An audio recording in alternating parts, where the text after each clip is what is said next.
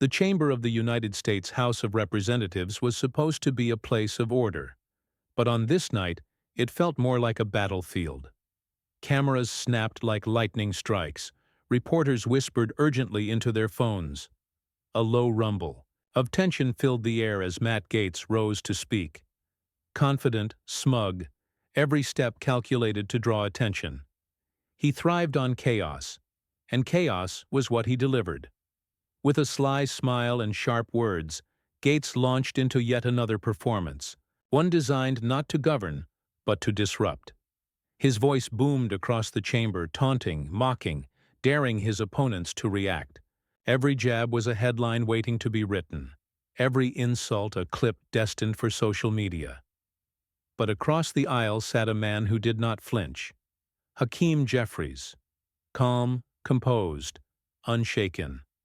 Unlike Gaetz, he didn't need theatrics. He didn't raise his voice. His silence in those first moments was louder than Gaetz's thunder. Eyes locked, posture steady, Jeffries studied his opponent the way a chess master studies a reckless challenger. The contrast was electrifying.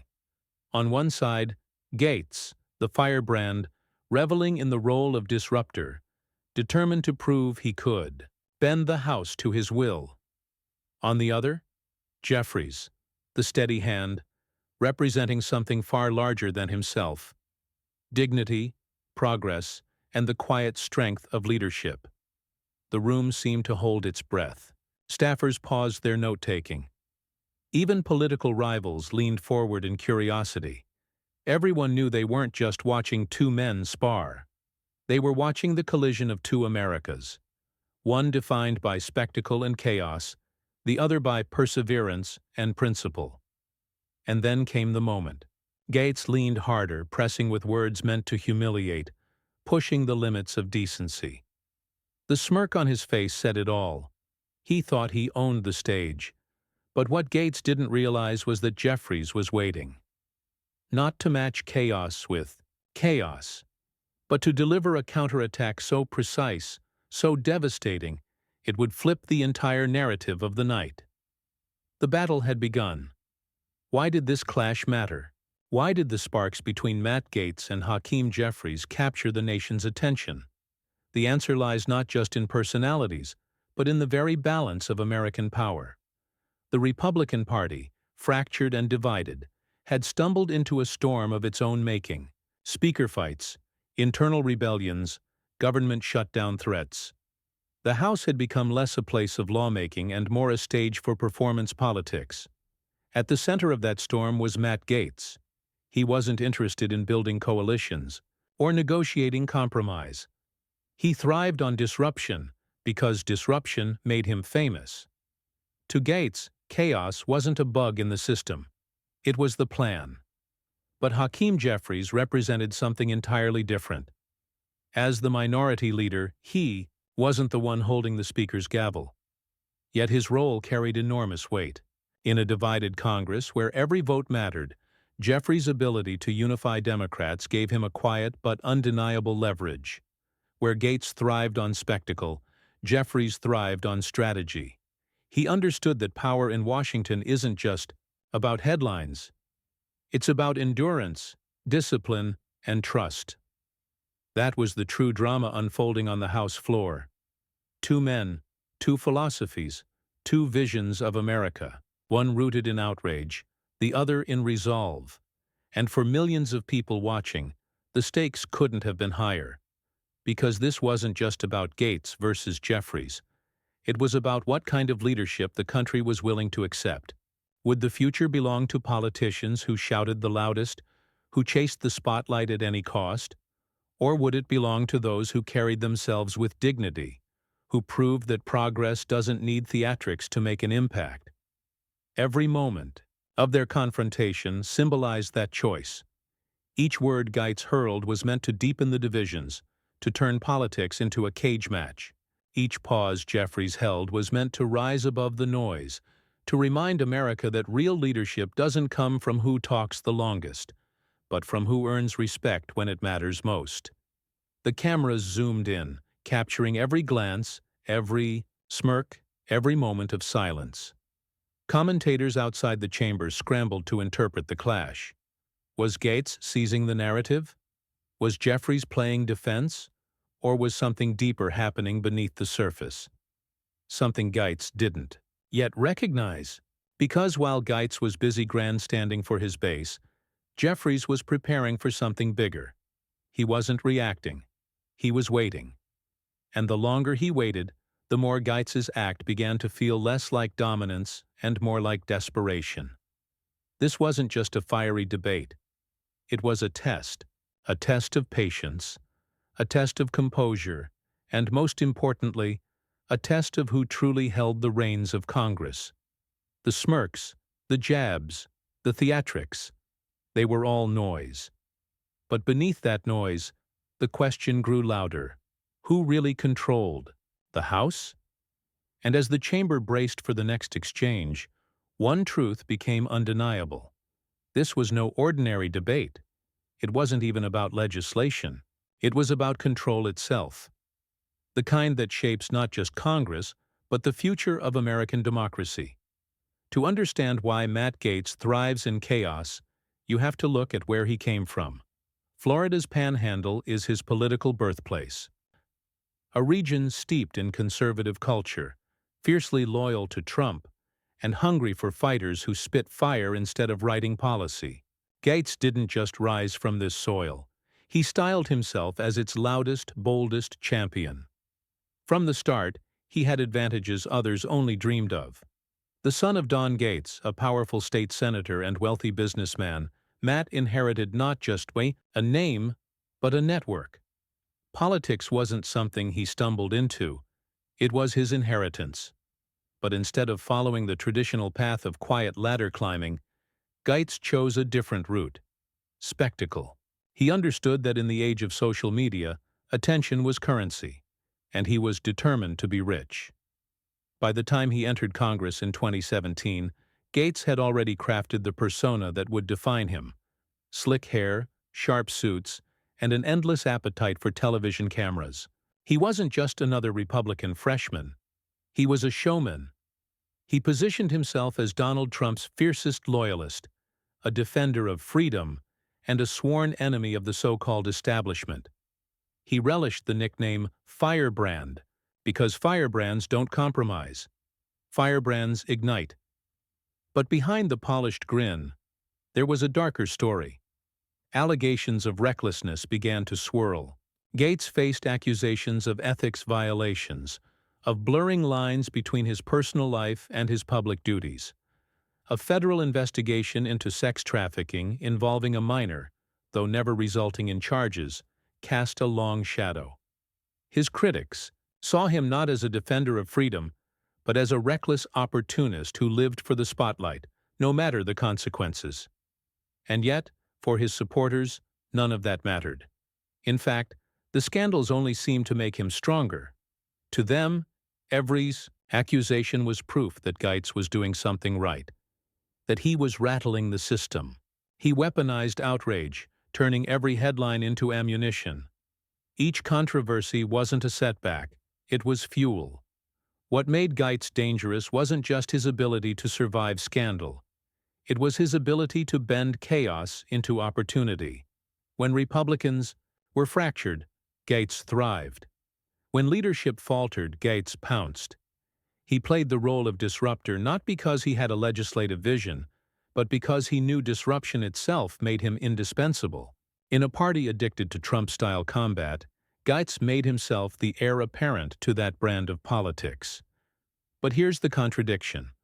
While Gaetz claimed to fight for the people, he often seemed most interested in fighting for the cameras. He understood that viral clips outlived legislative debates. He knew that a fiery floor speech could do more for his career than any bill with his name on it. In his world, optics weren't just part of politics. They were politics. This is why his clashes with Hakeem Jeffries carried such weight. Gaetz wasn't trying to win policy arguments. He was trying to win the narrative. He wanted to frame Jeffries as weak, as out of touch, as powerless. Because if he could humiliate the Democratic leader on live television, that clip would be replayed across conservative media. cementing his role as the Republican warrior who put Democrats in their place. But Gaetz's arrogance blinded him to one thing. Jeffries wasn't playing the same game. While Gaetz thrived on chaos, Jeffries thrived on patience.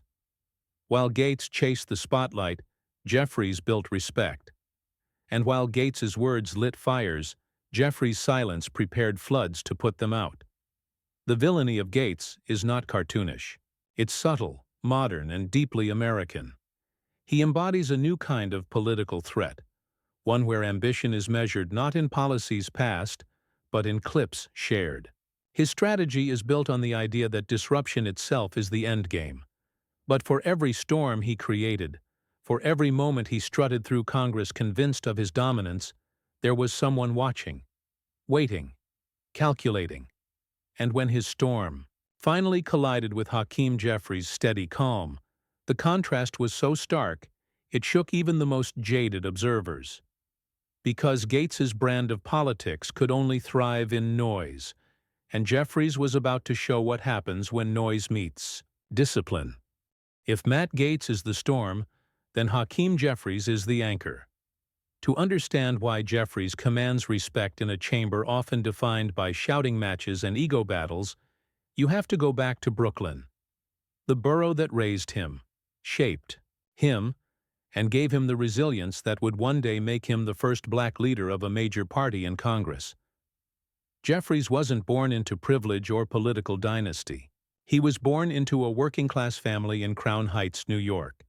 His parents were public servants in the truest sense of the word. His father a substance abuse counselor, his mother a social worker. Their lessons were simple but profound. Dignity matters, faith matters, service matters. Unlike Gaetz, who inherited a name and connections, Jeffries inherited values. From the beginning, Jeffries stood out not for noise, but for focus. He was studious, precise, disciplined. While others sought shortcuts, Jeffries took the long path. He earned degrees from Binghamton University, Georgetown, and NYU School of Law. And with each step, he carried Brooklyn with him. Its grit, its diversity, its unshakable sense of community. When he first ran for office, Jeffries faced setbacks. He didn't win every battle. But every loss only sharpened his edge. He came to understand something many politicians never learn: that leadership isn't about the loudest voice in the room. It's about the most consistent one. By 2012, when he was elected to Congress, he had already built a reputation as someone who listened before speaking, who measured his words carefully, and who carried himself with the quiet confidence of a man who knew where he was going. And where he was going was history. In 2023, Jeffries became the first black leader of a political party in Congress, stepping into Nancy Pelosi's shoes. It was a moment that resonated far beyond Washington. For millions of Americans, Jeffries represented progress, dignity, and the possibility of a politics rooted not in chaos, but in stability. Unlike Gaetz, Jeffries doesn't chase headlines. He doesn't need to. His speeches, like the now legendary alphabet speech on the House floor, where he rattled off values from A to Z, go viral not because they are theatrical, but because they are grounded in conviction. He speaks with rhythm, clarity, and patience. He knows when to strike and when to wait. This patience is Jeffries' superpower. In a chamber where tempers flare and politicians scramble for airtime, Jeffries' calm is disarming. He doesn't rise to every provocation. He doesn't need to respond to every insult. Instead, he calculates. He listens. He observes. And when he finally responds, his words cut deeper because they are deliberate. For his supporters, Jeffries embodies the antidote to Trump-era chaos. He represents the idea that dignity can still win in politics, that representation matters, that a son of Brooklyn, raised by working-class parents, can rise to lead House Democrats without compromising his values. For communities that often feel ignored or disrespected in Washington, Jeffries' presence is validation, proof that progress isn't just possible, It's happening. But being a calm leader doesn't mean being a passive one. Jeffries knows when to wield sharpness. He has a lawyer's precision, a debater's instinct, and a strategist's foresight. When Republicans expect him to flinch, he doesn't. When they expect him to fold, he doubles down. And when figures like Matt Gaetz come swinging with chaos, Jeffries doesn't try to outshout them. He outlasts them. This is what made the clash between Gaetz and Jeffries so dramatic. On one side was a man who thrives in noise, addicted to disruption. On the other was a man who thrives in calm, rooted in discipline. It was more than a political confrontation. It was a collision of philosophies, a test of whether chaos or composure would prevail in the House of Representatives. Jeffries' rise also symbolizes something Gaetz could never replicate: legitimacy born from struggle. While Gaetz inherited a political machine, Jeffries built his own. While Gaetz cultivated celebrity by clinging to Trump, Jeffries cultivated credibility by serving his district. While Gaetz views politics as performance, Jeffries views it as stewardship. And perhaps most importantly, Jeffries represents a new generation of leadership. He is not weighed down by the baggage of decades-old political feuds. He is not stuck in the theatrics of Cold War-style rhetoric. He speaks to an America that is younger, more diverse, and more connected than ever before. In him, supporters see a leader who can carry democratic values into the future without losing sight of the past. This is why his showdown with Matt Gaetz mattered so much. It wasn't just a skirmish on the House floor. It was a metaphor for where America stands, right now, torn between chaos and order, between disruption and stability, between those who perform for cameras and those who prepare for history. And for Jeffries, the challenge wasn't just to silence Gaetz. It was to show America that leadership still has meaning. That dignity can still stand against arrogance. That composure can still defeat chaos. Because when Gaetz and Jeffries finally collided, Jeffries' calm would be tested like never before, and the nation would see whether the storm could truly overpower the anchor. The chamber was thick with tension. Cameras were rolling, pens were scribbling, and every eye locked onto the two figures who could not have been more different. Matt Gaetz leaned forward with his trademark smirk, his tone dripping with the arrogance of a man who thrived on spectacle. He opened with an attack sharp enough to cut through the noise of Washington, accusing Democrats of corruption, of weakness, of betrayal. His words weren't crafted for truth, they were crafted for headlines, and Gaetz knew it. But Hakeem Jeffries didn't flinch. He let the storm rage, his eyes steady, his expression unreadable. He waited, and when he finally rose to speak, the air shifted. His voice was calm, deliberate, but carrying the weight of authority. "Mr. Gaetz," Jeffries began, his words slicing with precision, "you mistake chaos for leadership. You mistake spectacle for substance. And what America sees tonight is not strength. It's desperation." The chamber stirred. Democrats leaned in, Republicans stiffened, and Gaetz's smirk faltered for the briefest second. But he wasn't finished. He fired back with the fury of a man who knew his power lay in noise, accusing Jeffries of being a puppet of the establishment, claiming Democrats cared more about immigrants than Americans, throwing every red meat talking point at the wall, hoping something would stick. Jeffries let him go on, every accusation louder than the last, every sentence more erratic. Then, in one carefully timed pause, Jeffries struck. "You speak of patriotism," he said firmly, "but true patriotism isn't measured by how loudly you shout.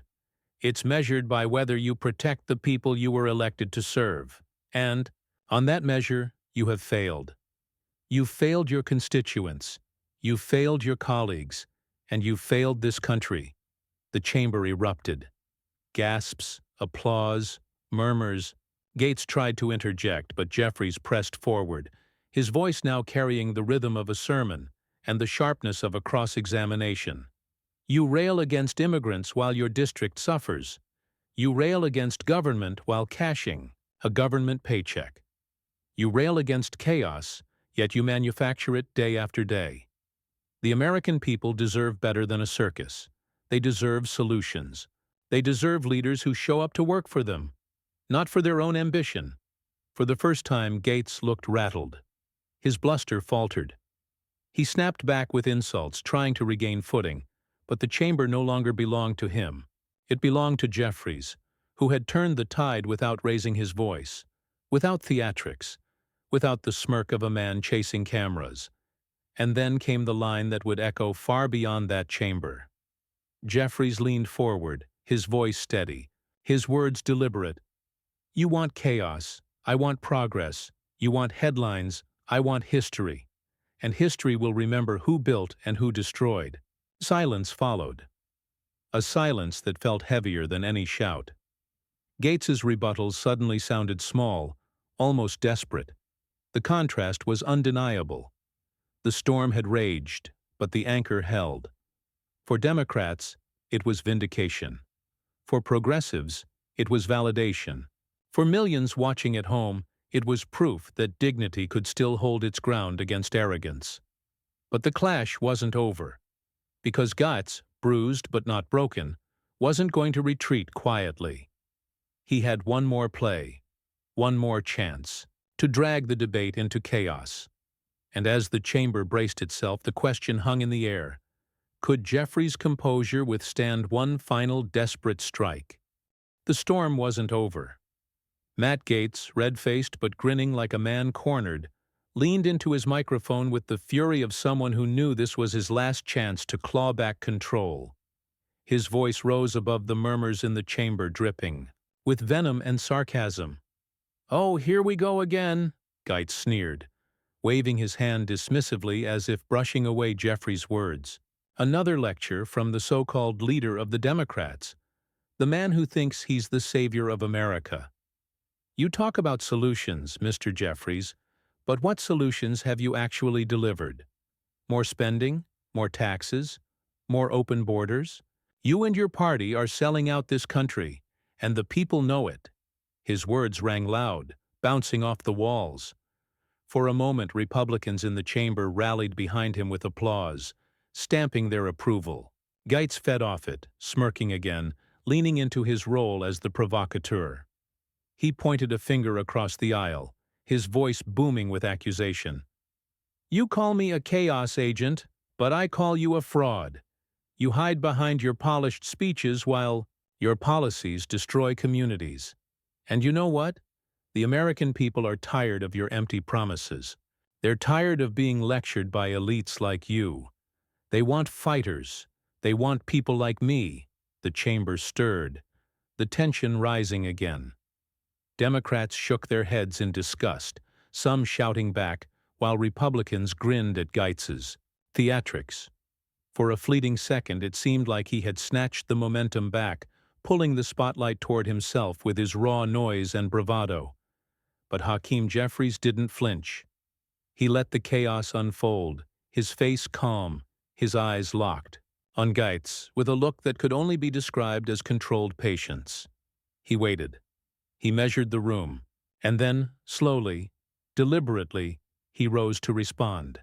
The chamber quieted almost instinctively.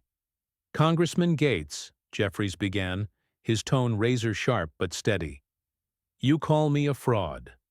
But a fraud doesn't rise from a working-class family in Brooklyn to become the first black leader of a House caucus. A fraud doesn't fight for health care, education, and civil rights when it would have been easier to stay silent. A fraud doesn't dedicate his life to service while others dedicate theirs to scandal. The words cut deep. Gaetz shifted in, his seat, his smirk stiffening.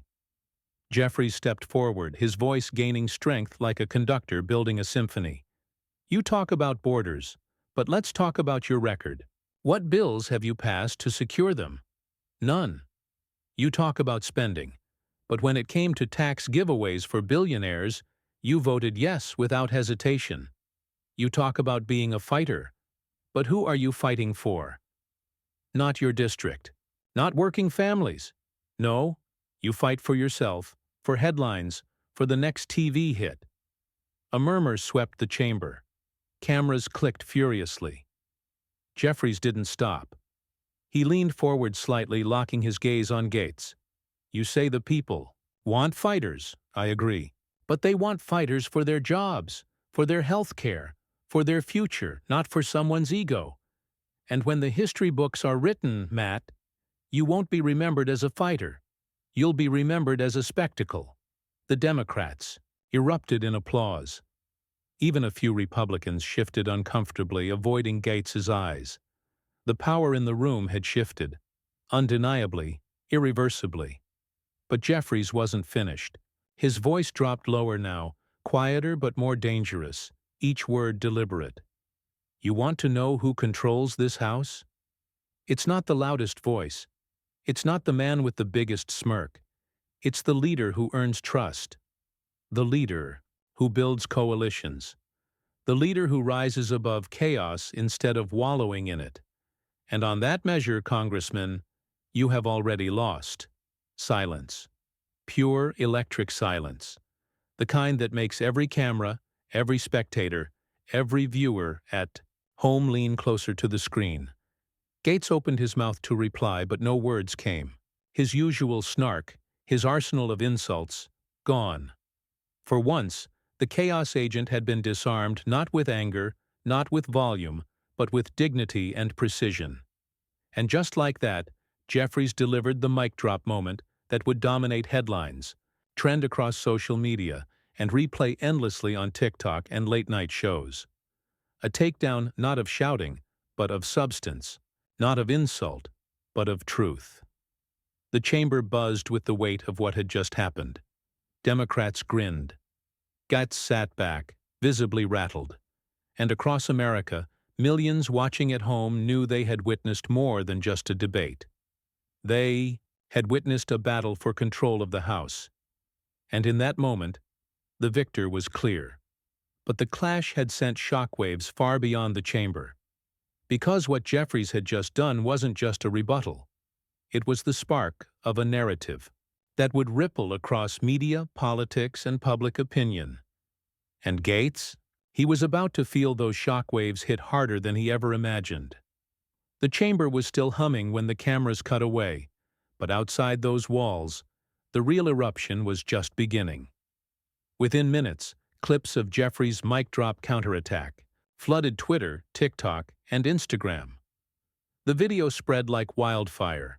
A clean takedown, timed to perfection, delivered with the gravitas of a leader and the sting of truth. On TikTok, teens and young voters stitched the clip with their own reactions, gasping, laughing, cheering. On Twitter, hashtags like Jeffries mic drop and Eyes Gaetz meltdown shot into trending territory. Even late-night comedians couldn't resist. Matt Gaetz wanted a fight, but Hakeem Jeffries gave him a funeral for his credibility. The crowd roared. But it wasn't just entertainment. News outlets scrambled to replay the footage on loop, pundits dissecting every line like it was a heavyweight boxing match. CNN anchors framed it as a defining moment of congressional leadership.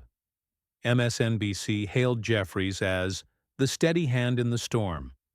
Even Fox News, though defensive, couldn't resist covering the drama, spinning Gaetz as a fighter silenced by establishment elites.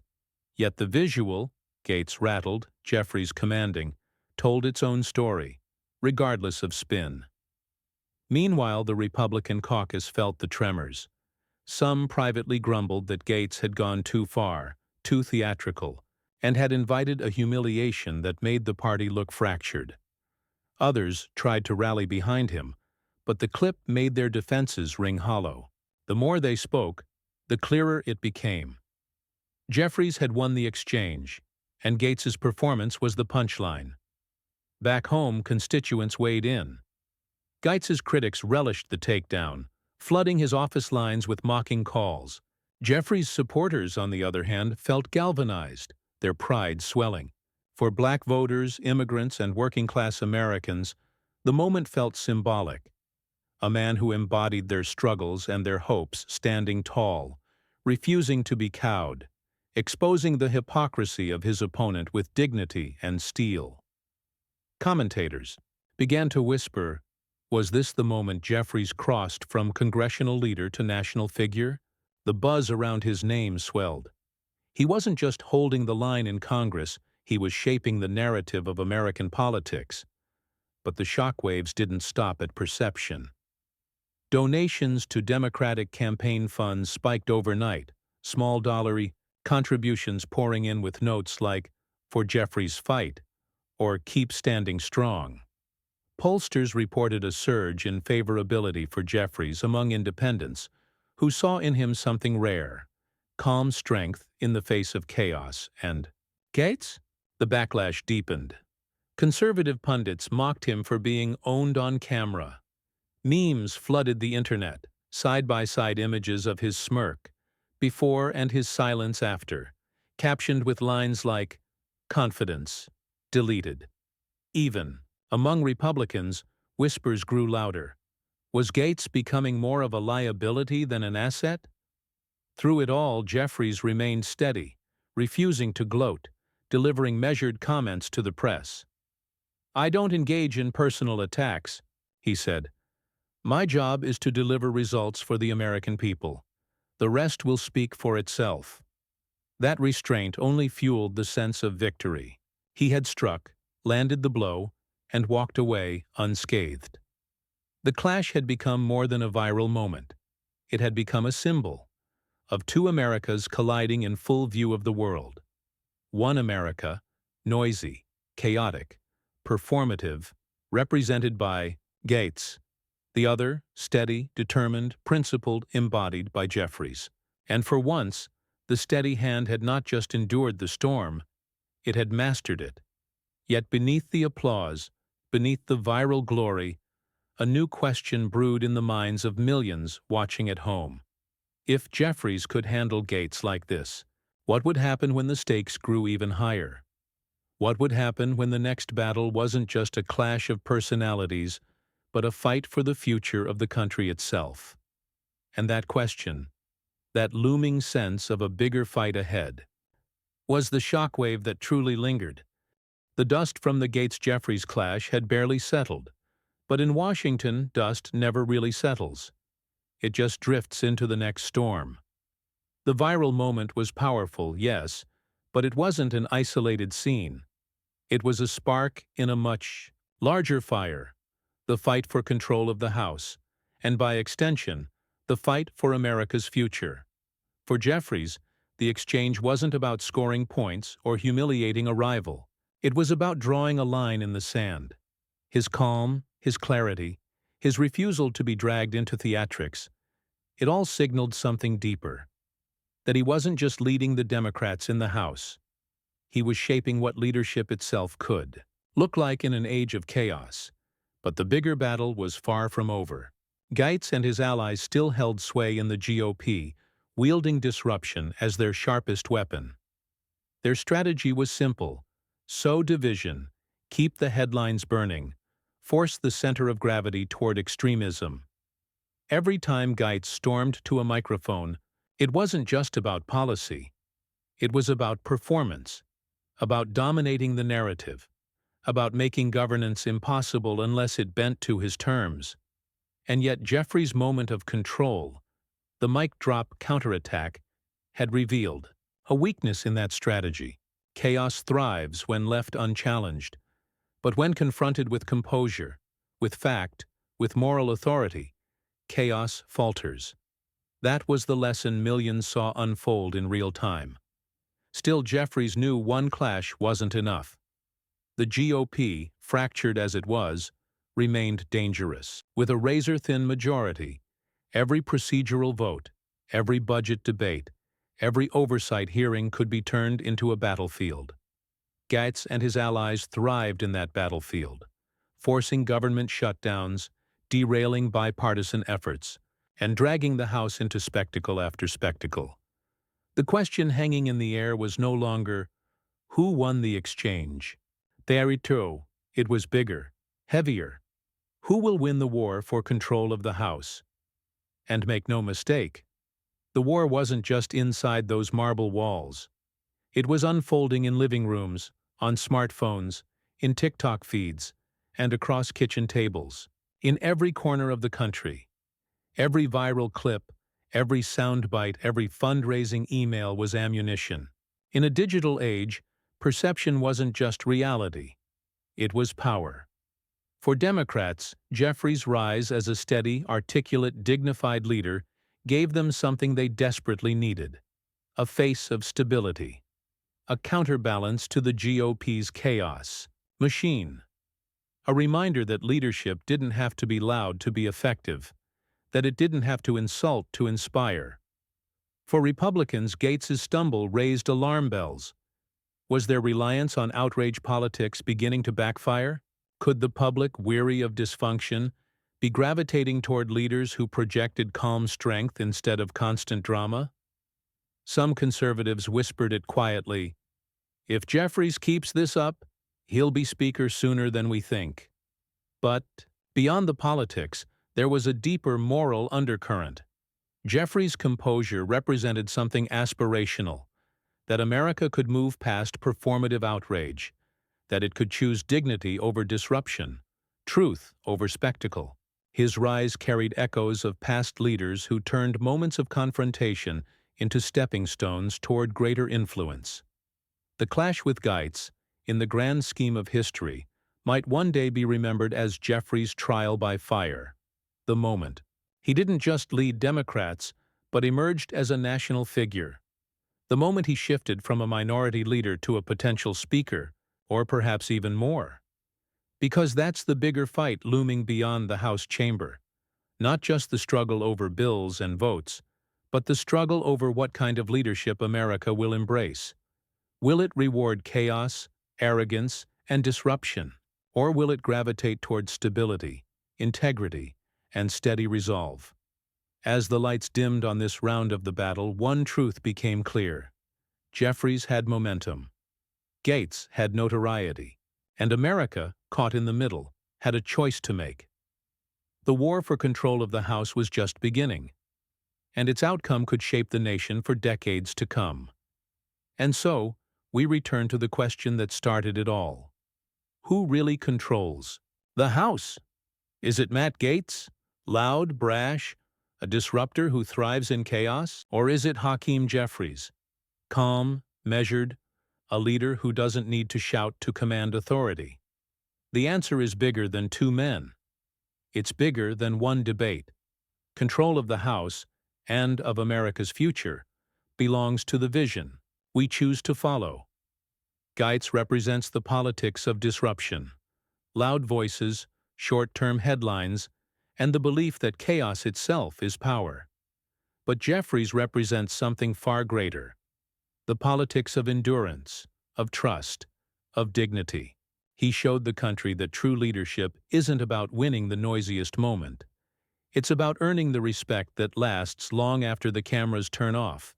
And that's the lesson. Real control doesn't come from arrogance, or from bullying, or from grandstanding. Real control comes from composure, from conviction, and from the trust of the people you serve. So the next time the House floor erupts in shouting, remember what you saw. One man chasing attention, and another man holding the line. One man trying to control the room, and another quietly proving he already does. Because in the end, America will decide who truly holds power, the disruptors or the builders. And that's where you come in. If you believe leadership should mean dignity over chaos, integrity over arrogance, and progress over spectacle, then don't just watch this story, become part of it. Subscribe, share this story, add your voice, because this isn't just about politics, it's about the soul of America, and that fight is far from over.